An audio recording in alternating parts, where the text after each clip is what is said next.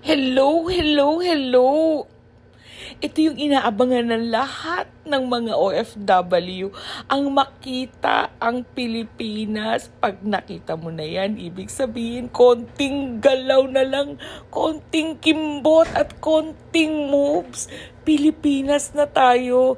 Yan yung nagpapahiwatig na talaga namang, uy, malapit ko nang maapakan ulit ang Pilipinas after many days, many weeks, many months, and many years. Yan yung makikita natin kapag bago tayo lumapag ng Pilipinas, di ba? Lahat ng tao sa eroplano nakadungaw na, naghihintay na lumapag ang eroplano at makita na kanilang pamilya, mayakap, mahalikan, makasama, makagala, lahat na. O ayan, di ba? Pero pag nasa ulap pa, lahat malungkot. Pero pag nakikita mo na yan, natatanaw mo na yan, nako, kahit yung nasa letter F at letter G na upuan, pumupunta, sumisilip, makita lang nila na Pilipinas na nga. Ayan, pabilis na tayo ng pabilis. Ibig sabihin, malapit na tayong lumapag ng Pilipinas. Mababa na, malapit na. Ayan na, hintayin na natin ang paglapag. At alam niyo bang pag lumapag na ang eroplano sa International Airport na lahat po niyan pumapalakpak na at nagsasabing, mabuhay, Pilipinas na kami.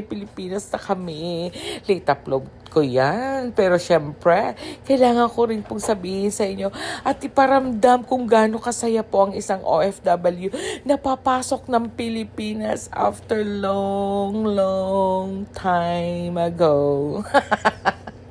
Oh, ayan, di ba? Pilipinas na tayo. At hello na ako dyan. Ibig sabihin, nakalapag na.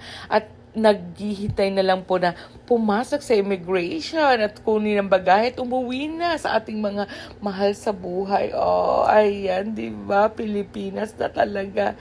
Nako, so excited. Lahat po ng tao dyan nagmamadali. Yung mga nandiyan dyan sa side na yan, alis naman. O, kami naman na pauwi ang kailangang maglipot at libot sa Pilipinas. Napakahaba pong biyaheng ginawa namin. 9 hours po actually. Yung first trip lang namin 9 hours. Pero meron kaming connecting na 2 hours. Kaya talaga pong halos isang araw po kaming naglalakbay. Makauwi lang ulit ng Pilipinas. Lahat ng tao dyan masaya. At nako, matutuwa ka naman sa ating mga kababayan. Puro sila, welcome home. Ang mga sasabihin nila, puro mabuhay Pilipinas. Ay talaga naman pong mabuhay na mabuhay ang Pilipinas. At alam naman natin yan. Medyo maghihintay ka nga lang at maglalakbay ng pagkahaba-haba bago mo marating ang immigration. At pagdating mo pa sa immigration, kailangan mo kunin yung baggage mo. Abutin na naman ng 2 oras. Ay nako, masyadong exciting ang ating pag-uwi. Pero okay lang. Makikita pa rin naman natin ang mga gusto nating makita at malibot ang buong Pilipinas.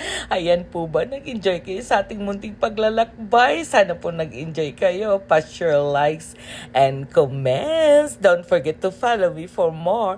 See you in my next video.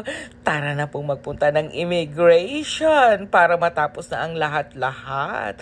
Nice to see Philippines again. Bye guys. Love you.